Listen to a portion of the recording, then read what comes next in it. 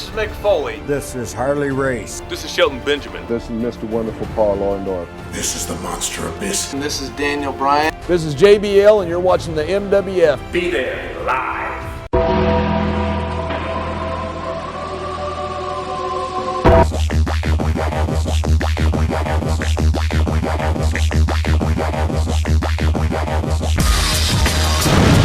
Wrestling fans around the corner, around the world, welcome to another bonus edition of Wrestling Insider's Current Events, where we go podcast style, reviewing the latest and quote-unquote sometimes greatest episodes of professional wrestling in 2020. We're here in Melrose, Massachusetts, the zip code of champion 02176. Hopefully you were able to enjoy our episode of Wrestling Insiders tonight at 9 p.m. when WWE Hall of Famer Mr. USA Tony Atlas unloaded on his hatred of ECW legend New Jack, almost leaving us stuck for a topic. So we went on to answer some of your questions, including legends that Tony hasn't worked with. We have a big week of episodes ahead, including Marty Jannetty shooting on hallucinations he has as a result of concussions and CTE Thursday at 9 p.m., which will be followed by our AEW and NXT review show. John Cena Sr. shoots on Marty Jannetty's Facebook murder confession Friday night at 10 after SmackDown. It is certainly going to be a week of interesting wrestling discussion before the storm that is coming next week, and that's going to be a loaded week. I feel like I've been Santa in mid-December at the studio here. I've been so busy to help make it happen right now.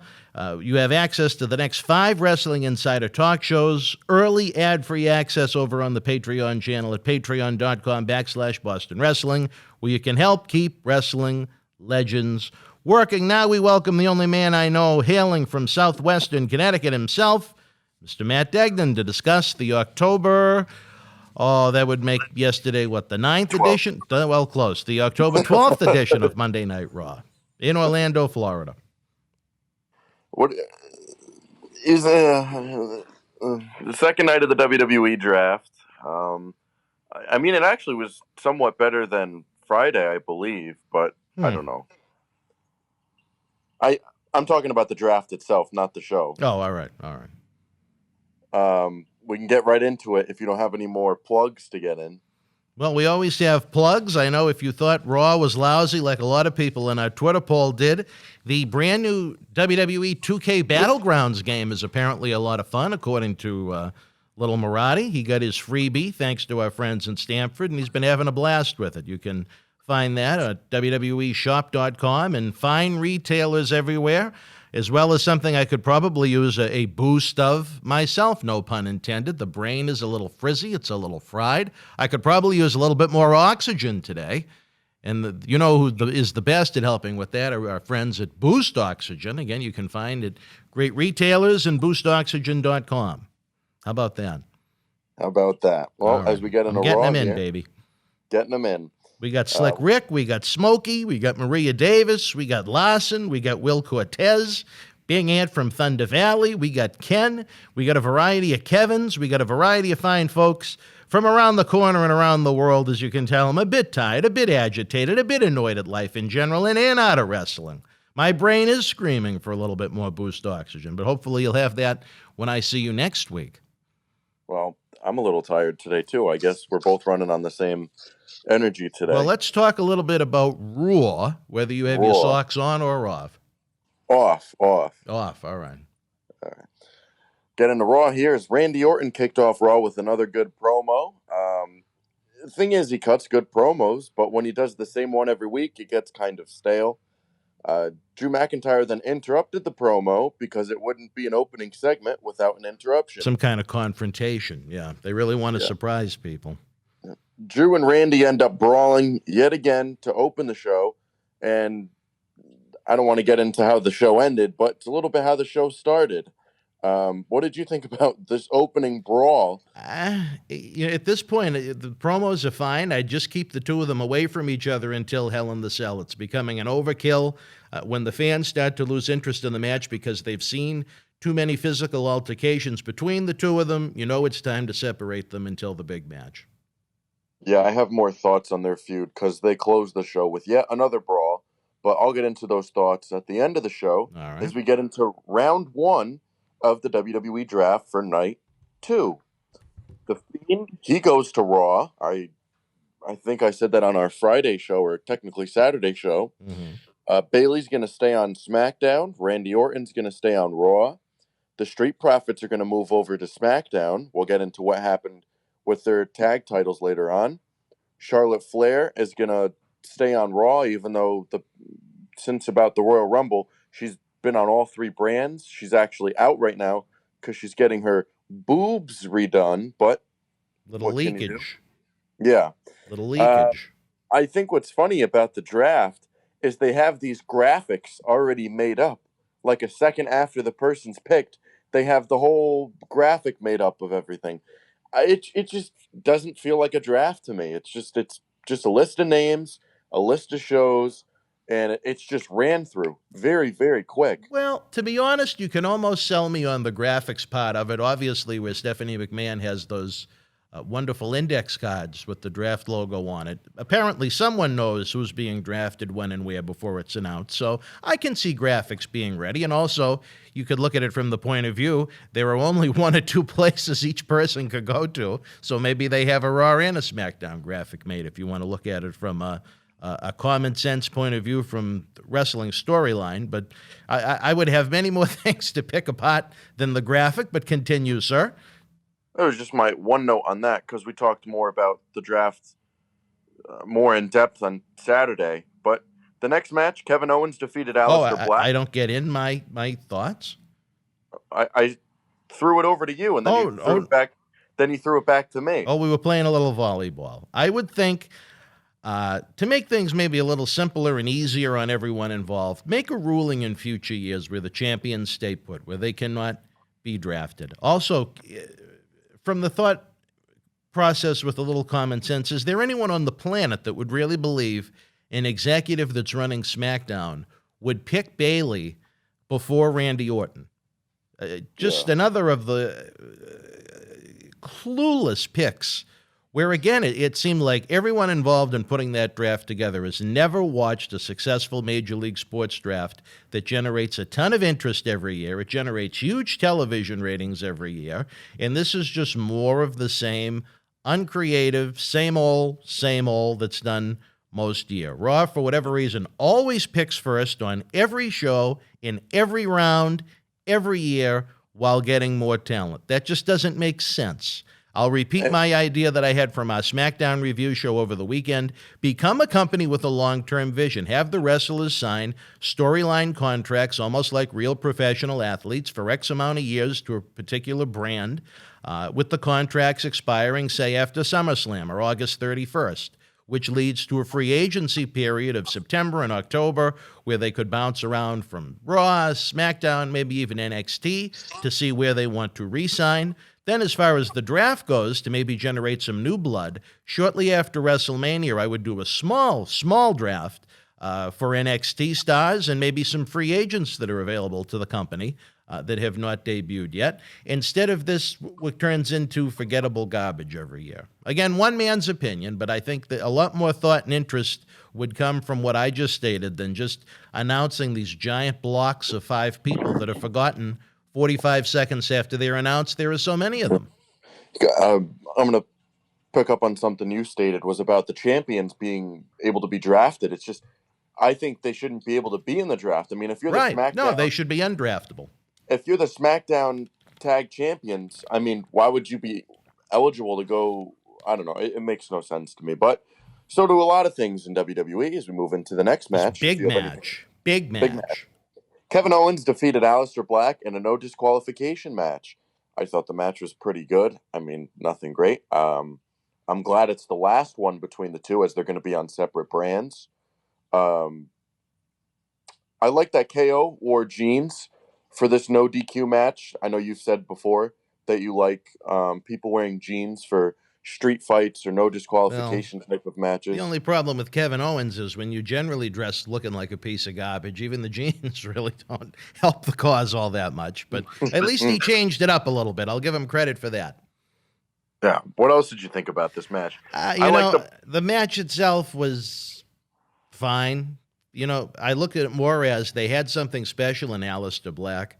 Then you have him lose to the boring, repetitive, bland Kevin Owens, and you castrate Aleister Black. He needs to go back to the room he was hiding in and wait for someone to knock on the door for a fight for a few years and just go back to where they had him in early 2019, which was a character that the fans were really, really interested in seeing more of. Fans were really, really interested in seeing elevated as a superstar. And you know what? There's a lot of people they bring up to the main roster that do not have that interest when they come up initially. So they drop the ball with Aleister Black. We move into the second round here of the WWE draft. Braun Strowman is going to shift over to Raw. Daniel Bryan's going to stay on SmackDown. Matt Riddle's going to go over to Raw. That's one I didn't see coming. I thought he would stay on SmackDown, but he goes over to Raw. Kevin Owens is going to go to SmackDown. Jeff Hardy is going to go to Raw. So this round had some things that kind of caught me off guard. The other ones I predicted on the show Saturday. What did you think of the second round? Can you imagine, again, the common sense of SmackDown taking Daniel Bryan and Kevin Owens over Jeff Hardy? Or Raw picking Riddle even before Jeff Hardy? I mean, not to telegraph the pick so much, Strowman shouldn't have been showing up on Raw so much the past few weeks. That just made it a complete unsurprise. And now Braun Strowman finally has a sanctioned WWE match against Keith Lee next week. At least we have that to look forward to. It's just the way they book that compared to the other things. It's like it's totally different in the way they're presenting it. A sanctioned match, and so what makes it a non-sanctioned match? I just think, you had, to me, you would have more interest in Riddle and Jeff Hardy as opponents for Roman Reigns for the title than you do Daniel Bryan and Kevin Owens. But one man's opinion. The next segment, Miz TV with The Miz and John Morrison. They had Dana Brooke and Mandy Rose on the show. Natalya and Lana ended up interrupting this horrible segment. Then they come back from commercial, and all of a sudden, wasn't over yet. Natalya and Lana weren't even in the ring, and they start talking, and then Miz introduces John Morrison as the new guest for the second segment of the show. Lars Sullivan then comes out and takes out just Morrison because Miz ran away. So they're kind of teasing a Miz and Morrison breakup there. I could see Morrison coming back next week and being mad at Miz for leaving him high and dry. You know what? When you have a company that's just filled with tag teams, you know what? They're expendable. You can break them up and split them up. When you have 3 tag teams across 2 brands, I mean, you really don't want to overdo it with tag teams, so why not split them up? Yeah. I gave a big thanks to Lars for ending this segment. I don't know why Miz TV was so long. Usually it's only like 5 minutes. They talk, he brings out his guest, they talk for a little bit, someone gets in a fight, and that's that. This went on for 2 separate segments. It had a commercial break in between. Way too long.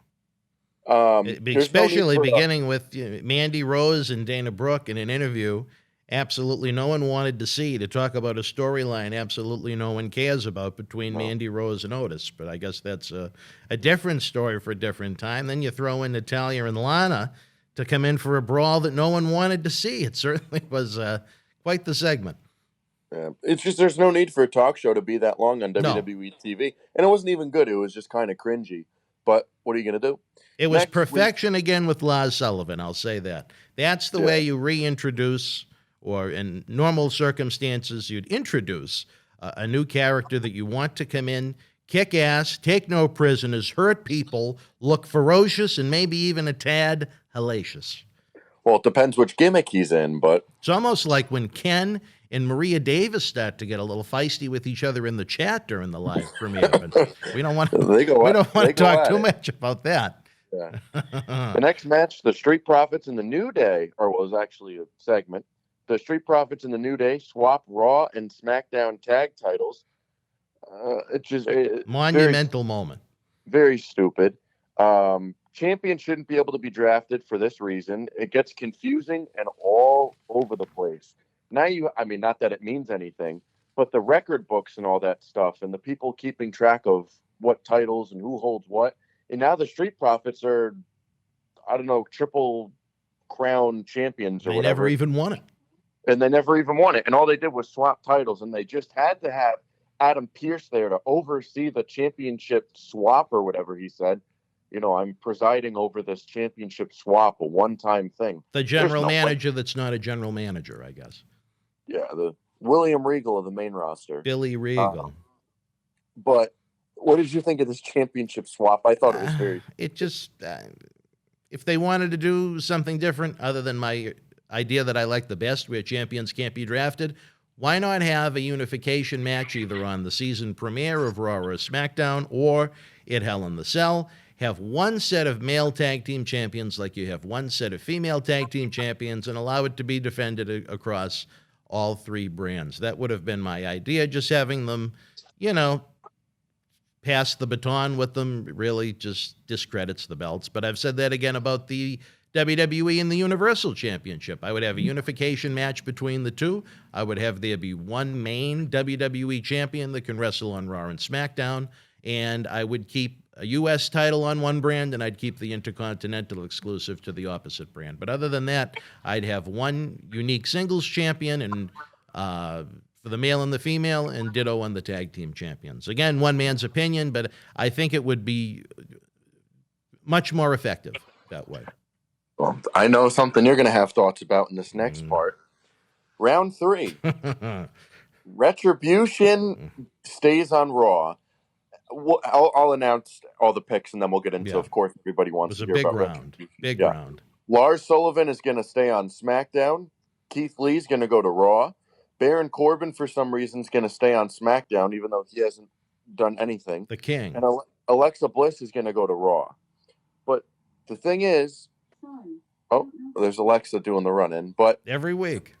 It's almost like Quincy on Thursday. Every time you say Alexa, your little Alexa device goes off. And on Thursday, now Quincy comes in and screams. Happy holidays. But why would SmackDown want to bring back Baron Corbin, who he's only beaten Matt Riddle once, and other than that, I haven't seen him win anything else. So why would you want to draft somebody who's done completely nothing for your brand? I don't get it. But Retribution, we'll go to that.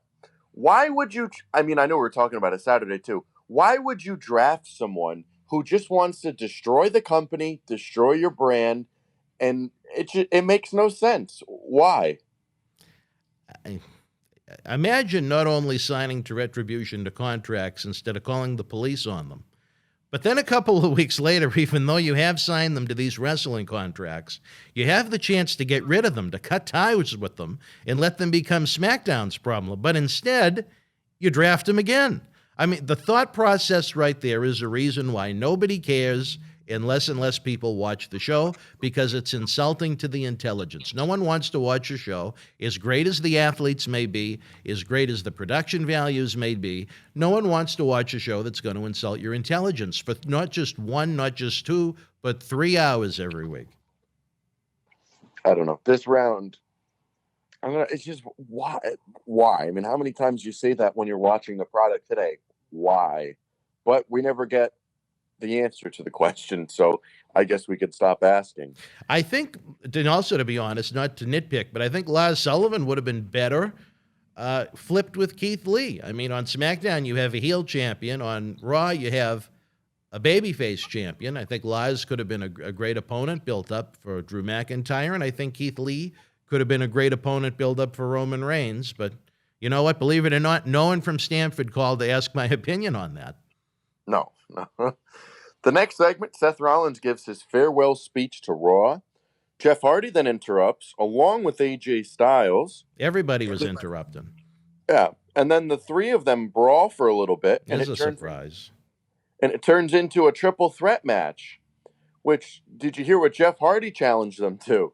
It was a triple threat tag team match, I believe. Yeah. I didn't know what was happening at that point. I was wondering if Jeff might have had a little bit of the bubbly before he went out. But no, I'm sure I thought Matt was going to come out. He misspoke, I'm sure.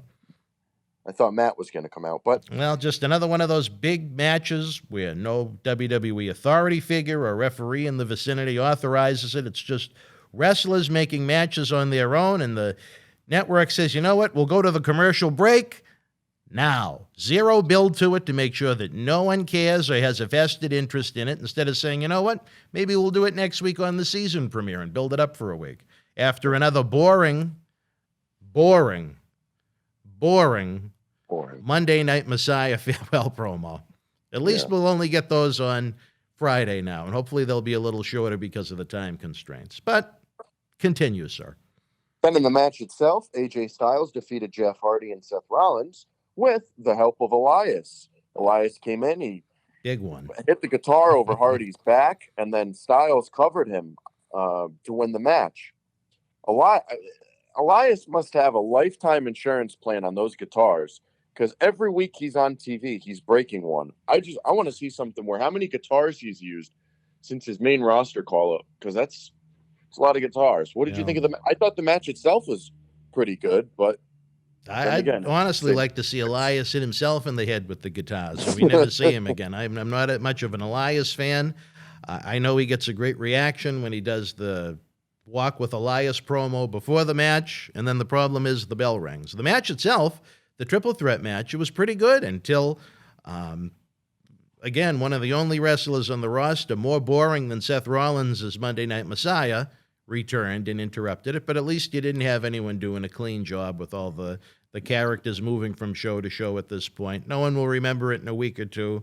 I guess everyone forgot that the mystery person, I thought, that ran Elias over in the car, I thought was supposed to be Sheamus. But instead of looking for Sheamus, maybe Elias had a little post-concussion syndrome. Elias went after Jeff Hardy with the guitar. Either that or nobody cares, or maybe just some combination of the two. I'm surprised that they were a little long-term booking here. I'm surprised they brought it up. Usually they'll do something and then either forget about it or just not bring it up at all. But wasn't it Sheamus that was outed as the guy that hit him in the car? I don't know. He said it was someone with red hair. And it had to be Jeff then. All right. That explains it. Jeff Hardy, I mean, Jeff was laying in some bush drunk. Isn't that how it went? Or am I remembering it wrong? Yeah, and then but the thing is Jeff Hardy dyes his hair red sometimes, and then it's green or whatever he does. But then Sheamus has red hair. Maybe it's Sami Zayn. Could be. It could be. He was missing around that time. Yeah. Then next we'll get into round 4 of the WWE draft. Elias goes to Raw. That was a telegraphed pick. Sami Zayn stays on SmackDown. Lacey Evans goes to Raw. Cesaro and Nakamura are going to stay on SmackDown. I was shocked about that one. I could tell you would be surprised by that one. And Sheamus goes over to Raw. What did you think about this round? Not much. Here's what I think. Why would you pick Elias, who hasn't done anything in months because of injury, over the Intercontinental Champion? Because the Intercontinental Champion happens to be Sami Zayn, which has about as much credibility as a pile of wet dog shit lying in the street. Yeah, but I mean, if you already drafted, I'm talking just strategy here, which this draft does not have at all. No strategy. You already drafted the United States Champion, and you have the opportunity to draft the Intercontinental Champion. So why not draft both? I don't know. To avoid questions like that make sense, sir. It goes back to my original thought that the champion shouldn't be eligible. But what you say makes a lot of sense. I don't know. But even still, why would you draft, Elias over... Why would you draft Elias at all? But yeah. You draft Elias, but then you leave the former SmackDown Tag Team Champion, Cesaro and Shinsuke, and Sheamus is on the board. Former world champion. Yeah. And they didn't draft Andrade at all, which I went wild about that. I'll get into that later. All right. I'll hit the pause button. Yeah. The next match, unless you have anything else to add. That was more than enough on that round. Yeah. Mandy Rose and Dana Brooke defeated Lana and Natalya. After the match, Lana and Natalya would split, so they're no longer a tag team. Oh, they split up? Yeah. I didn't even notice. Well, you didn't see what happened after the match. Natalya went up to her and she said something about being stupid and she's done with the tag team. Well, you know what? That's a team that was built up for 4 or 5 weeks, and to see them split up like that, I'm sure the fans at home were absolutely devastated. Yeah. The next segment backstage showed Ricochet challenging the Hurt Business to one more match. If he wins, the feud is over. If he loses, then he joins the Hurt Business. And here are the questions that popped into Matt's head. Why would the Hurt Business want someone to join their group if all they do is lose and get beat up? Well, MVP was trying to buy him for a while, like Ted DiBiase. So I can Yeah, kind but of that was weeks fathom ago. that. That was weeks or months ago. But all they've done is just beat him and beat him and beat him. And he hasn't done anything to any significance. But why would you want someone to join your group after you just beat them? That would make no sense. And why add a weak person to the group who doesn't even want to be in the group in the first place? I get the stipulation, but it doesn't make sense to me. But whatever. It would have made more sense, I think, if MVP tossed it at him and he almost alluded to the fact that Ricochet would become his Virgil or something like that. You know what I mean? would have liked that, but Ricochet proposing that, from his standpoint, it doesn't make sense. But we'll get into more on that match later as we head into Angel Garza defeating Andrade fairly quickly. Very quickly. That was a pretty quick match. Zelina Vega was on commentary for this match. I thought it was interesting that Garza was back quick from his injury that was deemed pretty bad the moment it happened at Clash of Champions. And just a few days later, it was deemed a minor injury. So, ipso facto there. After the match, Alexa Bliss and The Fiend Bray Wyatt attacked Andrade and Zelina Vega after the match and hit them both with Sister Abigail, which I guarantee this means we're getting a mixed tag match somewhere down the road. What did you think on this segment? I thought for a very short match it was good. I would have never turned the two on each other, even if they didn't team anymore. They were just on the same page like 2 weeks ago, and all of a sudden they're facing It's each like other. Sasha and Bailey. They broke up, they split up, they were friends, they were unfriends over and over and over again to the point that nobody cared. So much wasted talent in this match. I think both should be pushed for main event spots instead of drafted in lower rounds. After losers that have no upside, like Elias and Sami Zayn, and I mean Sheamus, who's been in the spot he's been in forever, and I felt bad for Andrade, I guess maybe is the way to look at it. And Angel Garza, I don't think he'd been drafted at that point. I just felt bad that they were even in that position. Nice way to introduce The Fiend. I just wish the Alexa Bliss nonsense would end because that's going to do nothing but hurt Alexa, and it's certainly not going to help The Fiend. It's just going to make less people want to watch. We'll get into round 5 of the WWE draft right now. Alexa Bliss's friend, Nikki Cross, is also going to go to Raw with her. See what happens there. Dolph Ziggler and Robert Roode will go to SmackDown. R-Truth is going to stay on Raw. Apollo Crews is going to go over to SmackDown. And Dabba-Kato is going to go to Raw, formerly known as Babatunde, however you pronounce that. Something What did you like think that, of yeah. something like that? What did you think of round 5 of the draft? Well, you know, I'm certainly going to miss Robert Roode and his robes on Raw. Glad to see that the 24/7 championship I can't stand will remain. SmackDown, obviously, they must have had a big change of heart on Apollo where they just got rid of him a few months ago. And now they drafted him again over the chance to get Big Dabba-Kato or whatever his name is. Yeah. Kali 2020. Yeah. The next match, also involving Roode and Ziggler. New Day defeated Robert Roode and Dolph Ziggler to retain the Raw tag titles. It's finally a match that we haven't seen 100 times, so I was actually somewhat interested in this match since it hasn't been done to death. You know, everything we see on WWE TV today is just rematch, or just another A lot of variation. rematches, yeah. Yeah, rematches and variations of matches. And variations of rematches. Yeah, well, you know, you see the tag teams and then the singles competition and then the Hurt Business. It's different members fighting, you know, other people. It's different variations of stuff, you know, putting stipulations on stuff. And it just gets all out of control. What did you think about this match that was randomly announced, even though Roode and Ziggler were technically the number 1 contenders and the Street Profits went over to SmackDown, so they said they don't care who the Raw Tag Champions are. They want to face them. So then they got the match announced, but then they got drafted over to SmackDown, so there was just a lot going on. A lot of suspense to see what was going to happen. Yeah, I mean, even though, I don't know who would have thought that Roode and Ziggler would win, but what did you think?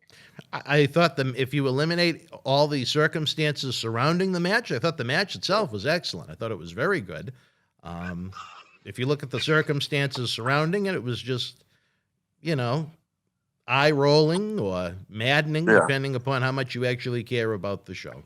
But the match itself, the effort of the four men, very, very, very, very good match. That's why I was looking forward to it, because it's something that we don't really see that often. So I was like, okay. The next match, Ricochet defeated Cedric Alexander via disqualification after pulling an Eddie Guerrero with the steel chair. Referee got knocked out somehow because someone kicked out. Ricochet kicked out of Cedric Alexander's Michinoku driver and ended up landing on the referee's leg. So MVP threw a chair in the ring. Ricochet intercepted the chair, banged it on the mat, threw it over to Cedric. He fainted. Referee turned around, saw Alexander with the chair, rang the bell, and Ricochet won via disqualification, so he didn't have to join the Hurt Business. So now this feud is magically over now that Ricochet won by disqualification. I have a feeling that will not be the case. But you know what? I guess you never know. I thought it was a fun little finish. If you do it once every 10 years, it's kind of clever. If you do it monthly, it turns into just more repetitiveness. But, I thought maybe you could have got a longer match between the two where the matches are so good, but they had a lot of vignettes to get to, I guess. But it was a good way for Ricochet to get out of trouble and come away with the cheap win. In a tribute to Eddie Guerrero, the weekend of his birthday. How about that? That was nice. The next round 6 of the WWE draft, somehow Titus O'Neil is going to stay on Raw. I don't know why you would draft him over Aleister Black, but hang on. Carmella will stay on SmackDown. Peyton Royce will stay on Raw. Aleister Black is going to shift over to SmackDown. And Akira Tozawa is going to stay on Raw. Actually, Black and Owens are going to both go to SmackDown. So that might even continue, but we'll see. Thank God. Why would you draft Titus O'Neil over Andrade, Aleister Black?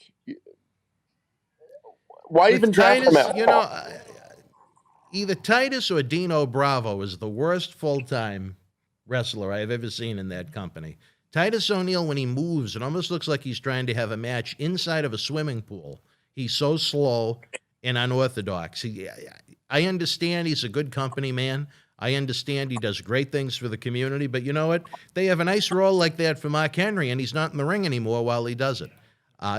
Just a joke of a pick, and to have Aleister Black that low is mind-boggling considering how over he was just a few months ago, but Yeah. that's the reason why the ratings continue to go down and down and down and down and down. Yeah. And down. Then in the main event, Lana wins the dual brand women's battle royal for the right to face Asuka for the Raw women's title. The show ended with a Drew and Randy brawl. This feud, so far in this past week or two, this feud has just gotten stale for me. It's the same thing. They open the show with fighting. They show in the middle of the show them fighting backstage, and then it ends with them fighting. A little more fighting. Just brawling and brawling and Yeah. brawling. They should have done this ending next week for the go home show instead of last night. They'll probably do the same thing next week too. But the way they were pulling them apart and the way the announcers were saying, I can't wait to see this at Hell in a Cell.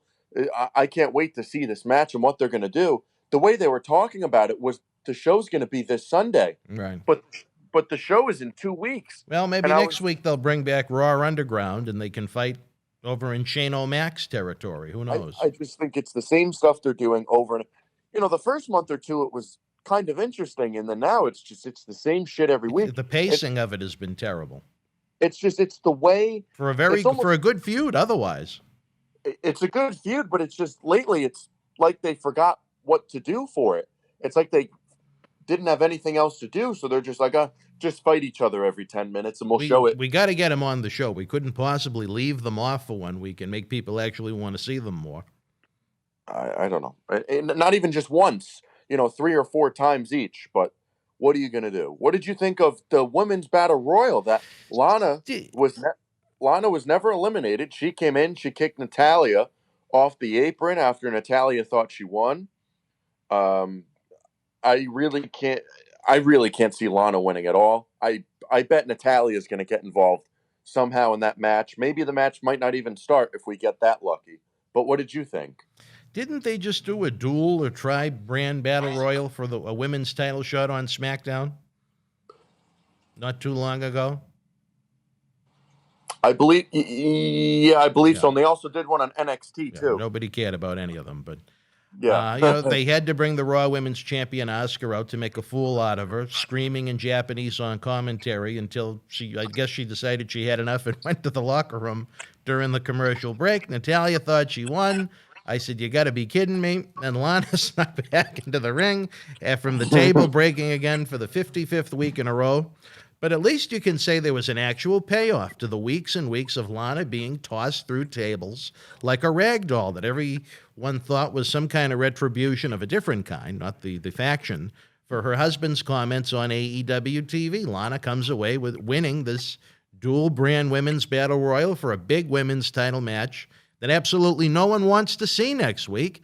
I think the match either isn't going to start, Natalya's going to get involved. I think it'll start, but Natalya's going to get involved, or Asuka's just going to fucking destroy her. But maybe, if that's the case, they could throw Lana and Natalya into the cell on October 25th. They had a fourth one. I'm being very facetious, very facetious. But, I know. And then we still got a little more Drew, we got a little more Orton. Again, to the point, it's really overdone, and they should be kept apart until the pay-per-view. I wouldn't even have them on the show next week. I'd make a nice video package and have that be that. I already know they're going to be on the show next week, but what I would do is to start the show, I would have the fake GM, Adam Pearce, whatever they call him internally, have him come out, sit them down, and say, if you guys touch each other tonight, then the match is off for Sunday. Just do something like that so we don't have another really brawl. Heat it up, yeah. Yeah, we don't need another brawl. What is your grade for Monday Night Raw? Don't you usually go first? Or are we going to change it up this week? I gave it a 3 out of 10. All right, well, 4 good matches in 3 hours. Lots of segments that sucked, and a draft that makes me continue to believe, again, that no one involved in the process has ever watched a Major League Sports draft that actually generates interest in ratings. Overall, I gave it a 4. So we were close again.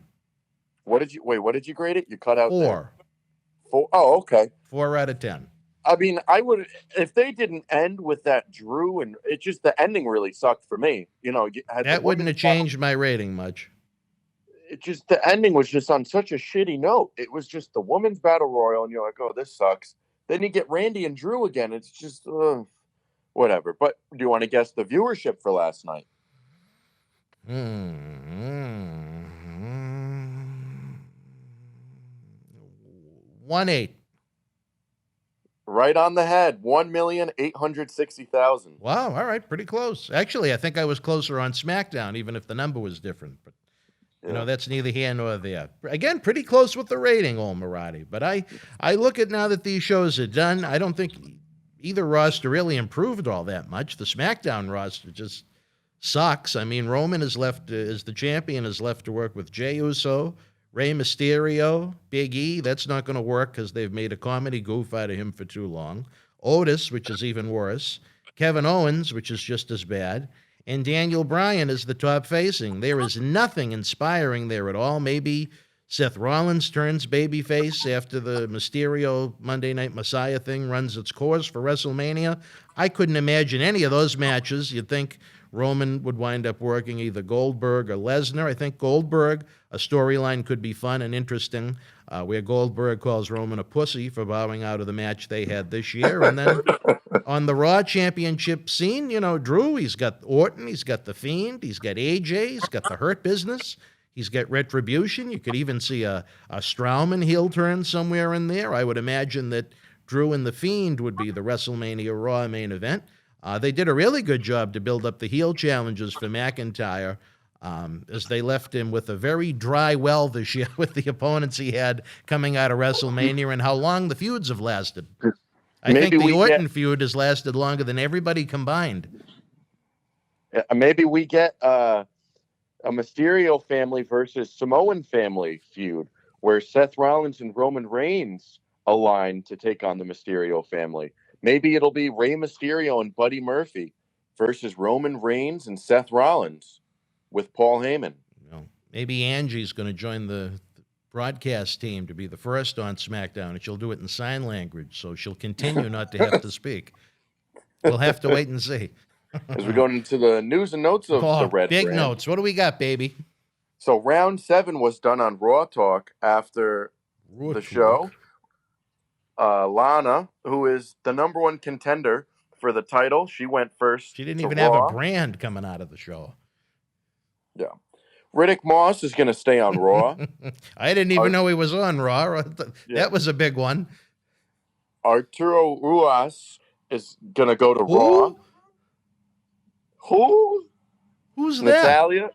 Are you serious? I have no idea who you just said. He was on NXT. He's been featured on Raw Underground in recent weeks, and he actually has a mixed martial arts background. Yeah. He does some training at the Performance Center. Natalia's going to go over to SmackDown. That's a big loss. Ruby Riott and Liv Morgan are going to go to SmackDown. Oh, wow. Some big happenings on Raw Talk last night. And then they did round 8 on Twitter. Eric of the Viking Raiders, even though he's going to be out for a little while, he's going to stay on Raw. Billy Kay is going to go over to SmackDown. Tamina's going to stay on SmackDown. Selena Vega is going to go to SmackDown. Grand Metalik and Lindsay Dorado are going to go to Raw. What do you think? That was actually done on Twitter. My only thought to that is really nobody cares, but at least it gives these fine folks a home. I am still insulted and disgusted about Andrade because there's two ways to look at it. Keep going then. Mickie James and Andrade are expected to stay on Raw. All right. All right. I was a little worried. All right. But now we can talk about Andrade. Unless something happened with him, I know when he signed with the company in 2015, it was in November-ish, and it was a 5-year deal with the company. So his contract is actually coming up. So maybe they're waiting for him to either sign a new deal, or maybe he's on his way out and doesn't want to re-sign with the company. Because that wouldn't hold cake, because he would have signed a different contract once he was brought up to the main brand. He would have had a different contract. No, the deal that they gave to him, it was a main roster type of money deal contract. So, and it was a 5-year it was different from the NXT contracts because they already looked at him as a bigger name in the company and, in the future type of deal. I know he's wound up with, however he came in, you might be right about that. I know he's got a significant bump financially since then. So the contract would have had to have been redone at that point. So I don't know when, why. But I know it was 5 years, and he's not leaving. That contract isn't up anytime soon. When he got that bigger money, I'm sure they extended time on it. The one that he signed November 19th of 2015, that was for 5 years. So right, but what I'm saying is, like a lot of the talents, they have renewed at much bigger rates, but they've also renewed them for a longer period of time. Well, there was no news of. Just because it wasn't on the internet doesn't mean it didn't happen. Since 2015, there's been nothing of significance for him in his contract other than that it's coming to an end. Well, now I guess I'm dropping the bombshell. If the only news out there is that his contract is coming to an end and there's no news of time added or time whatever, an extension or whatever. And beyond that, even if there was not that, what I just mentioned, that financial bump, however long he missed time-wise due to injury is going to be tacked on. So there's that, too. I'm trying to think of what injuries he's had. I don't think he's missed He missed WrestleMania. I'm trying to think. I don't remember why. I don't remember how long he was out. Yeah, and he had that suspension. I don't know how they consider that in the contracts, too. I'm sure they'll tack on, I don't remember if that was for 30 or 60 days. Not a long time, but between that... This was 30 days. But even still, say his contract is ending in November. He's not going anywhere. That's why I said net nonsense. I said if his contract is ending in November and he's leaving and hasn't re-signed, him not being drafted or even signed as a free agent, and him losing to Andrade or Angel Garza in like 5 minutes. Signs right now point to, they're negotiating a deal and waiting for him to come back. That wouldn't be the way to get him to stay. And I'll say this, as far as he's concerned, the best thing he could do is leave, the way they've utilized him. That's what I'm saying, is I wouldn't be shocked if, more news came out about him actually leaving and going somewhere else. Well, I wouldn't hold my breath, but I think it'd be a great thing for him, and I think it'd be a great thing for whatever company scooped him up and used him as the talent that he is. But look what they were supposed to get the tag titles in the summer, and that means nothing anyway. I mean, that's just extra luggage in the suitcase. I know. I never said the tag titles were prestigious. I'm just saying that they had plans for them to have the tag titles, and they didn't get it. He lost to Angel Garza, in like 5 minutes, and got taken out by The Fiend and Alexa Bliss. And he wasn't even drafted. All signs right now point to them either negotiating a deal or he's on his way out the door. As of now, it's not looking hot for him returning. But what are you going to do? We'll find out in about a month's time. As they really have nothing for him right now. He's not even on a brand, and he just lost and got taken out after the match last night. So right now, he's not a hot commodity or anything. So, but he hasn't been a hot commodity in his existence there, which again is part of the problem. I'm just saying, but even anything at all, there's nothing positive right now. That's what I mean. It's been nothing. But it's not like I could see if he started a storyline last night or something like that. But he lost in 5 minutes to his own tag team partner, who actually has an injury, and he couldn't even beat him or even put up a fight for more than 5 minutes, and then gets taken out after the match and just swiped off the mat. So, and then I don't know, it's not looking hot right now for Andrade. At least he's got Charlotte Flair and her new boobs to look forward to. Well, I'm sure he'll be examining those from A to Z. Yeah. Well, that's it for the news and notes on Raw. All right, wrestling fans, it is a busy time for us, busy week. I got to get over to Sweet Bee to start the editing process to get this on tonight at 10 o'clock after you've already enjoyed a little Hall of Famer Tony Atlas with Wrestling Insiders at your house. For the prodigy Matt Degnan, I'm Dan Mirade. We'll be back Thursday with another Creature double feature, Marty Jannetty at 9, where he talks about his concussions and CTE hallucinations. And then we'll be back at 10 to talk a little AEW and WWE NXT. How's that sound? Sounds wonderful. All right, folks, until we speak again, you and yours, be well, stay healthy. Good night.